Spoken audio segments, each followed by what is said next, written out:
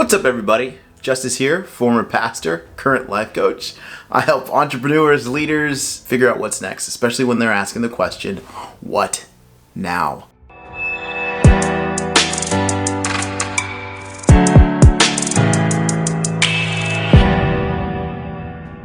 Today I wanted to actually share a kind of a personal story with you. The title of this is going to be something around when is the right time to leave your friends. And you might be listening to this and going, dude, why would I ever leave them? I love my friends, they're awesome. But a lot of the entrepreneurs that I know are trying to get to the next level. They're trying to grow their business, they're trying to grow themselves. And if that's the case for you, then I want you to listen to this and I want you to take it extremely seriously. There's a quote that you've heard a million times, that we are the sum of the 5 people we spend the most time with. And those, I would say, are your friends. They're probably your spouse, but also includes your employees and all of those things. And when I work with entrepreneurs, one of the things that I see happen the most is the people that got them where they are not the people that are going to get them where they want to go. And so moving into that next level of entrepreneurship means letting go of some of the people. Sometimes it's employees, and sometimes it's mentors, sometimes it's coaches, because you've outgrown their services and it's time to move on. And so I want to talk about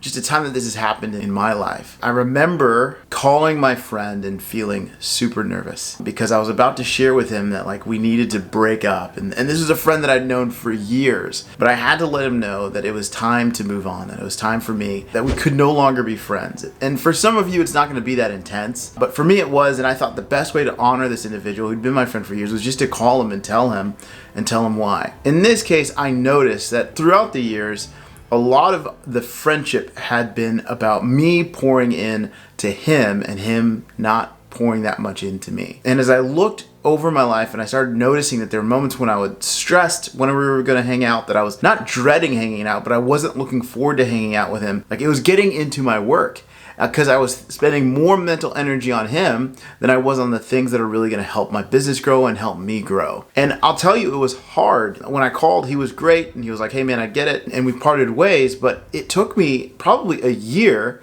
one, to gather the courage to just tell him, hey man, we need to make this go. But also it took me a year to be aware that, oh my gosh, all of this mental and emotional energy is going into this relationship that isn't really serving me that much. I don't want to say as a coach, it might sound like that's easy, but there's a huge people-pleasing part of me.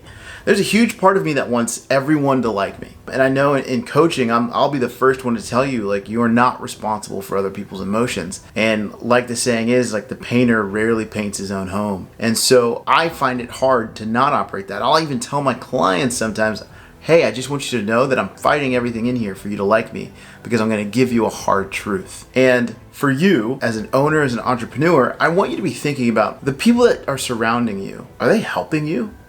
The people that are surrounding you right now, that are in your corner, are they for you as much as you're for them? And if not, then I need you to seriously consider, to really think about, should I be spending this much time with them? Should I be pouring this much time with them? I was talking with an entrepreneur and she was sharing about halfway through the day, she doesn't have enough time to focus on her business because she's so much of her time and her energy is focused on other things. And I go, tell me about how many decisions you're making in your day by the time it's lunch. She's like, I'm making a ton of decisions. And I started to ask, who are these decisions for? And she was like, I've got these family members, I've got these, in-laws, and I try to help them anytime they need help. I jump in and I help them. And I go, man, it sounds like your decision bucket's already full by the time you're at lunch. And not a lot of these decisions are about you propelling forward. And she was honest, and this is what I love about this client of mine. She was like, but they need me. And that is what I call the Messiah complex. That is where you think that people need you. Now, I'm not talking about your own kids or your spouse. I'm talking about your employees. If you start asking yourself, man, how are they going to provide for their families if it isn't for me? Then you've got the wrong mindset. That's a Messiah complex. It's putting you in a savior mentality, that you are here to save the world. That's not your job. No matter where your beliefs are, whether you're Christian, Muslim, whatever it is, that's not your job. Your job is to provide for your specific family, your kids, your spouse, and to provide opportunities for people that are the right fit. And sometimes people are not the right fit.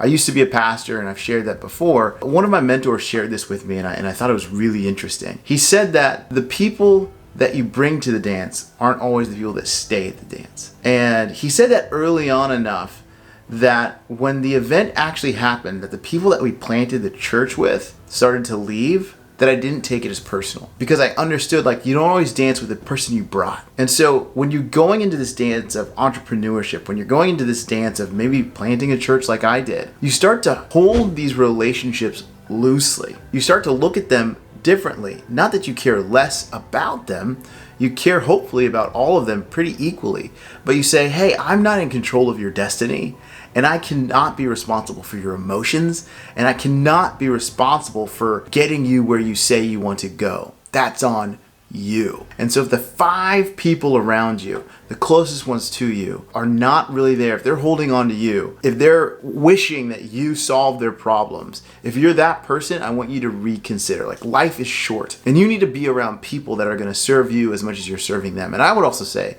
you need to be around people that are purely there just to serve you. Sometimes you have to hire those, and I know this comes from me. I'm kind of biased. I'm a coach, but it could be a therapist, it could be a pastor, it could be somebody that you pay, it could be a mastermind for them to pour in to you. Why? Because you're that valuable. So it comes back to this other concept that you're actually really valuable. And this is something that I see with entrepreneurs that they have a hard time believing, because so much of what entrepreneurs do is they solve other people's problems. That's how we get paid. We become amazing problem solvers. But in this case, you actually need those people in your life.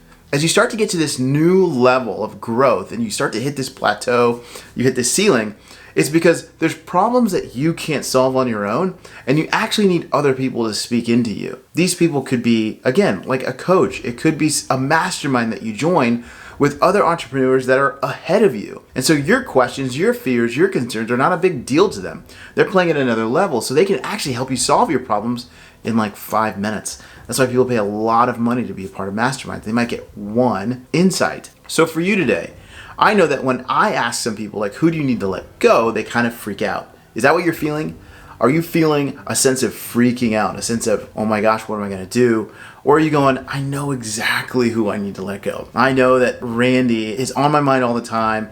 I don't look forward to hanging out with him. He's not helping us, and I need to step away from that relationship. Or maybe it's Lisa that works for you, that's your admin, and she's not fulfilling her duties, and you need to let her go. Your ability to let people go, if you love them and you care about it, it will always be difficult. But if you're thinking about your overall business and who you're meant to serve, and you're going, I want people around me that are going to help me serve more people at a high level and with a high level of excellence, then you're not going to have a hard time letting people go. Here's my last encouragement for you. Don't rush into letting people go. Really consider it. Talk about it with people that you trust. And I know that for some of you, you're going, I don't have 5 people. Like you say, the 5 people you surround yourself with, who are those 5 people? I don't have them. I didn't know you could have 5. It's just me. Well, it's time for you to step into a leadership. It's time for you to step in and start asking for people to come help you, to be focused on you. It's time for you to join a mastermind. It's time for you to get coached. I know a really good one. It's time for you to ask around, join communities. It doesn't have to be a lot of money that you spend. Look for entrepreneurship meetups. This takes time. And so you got to be invested and committed to really building a community around you that's going to help you. All right, I hope this was helpful for you. Justice here, former pastor, current life coach. If this was helpful, subscribe to everything. Comment. I want to hear all of what you're thinking about. And as you know, I'm here to serve you and help you get to that next level. All right, I'll talk to you later. Bye.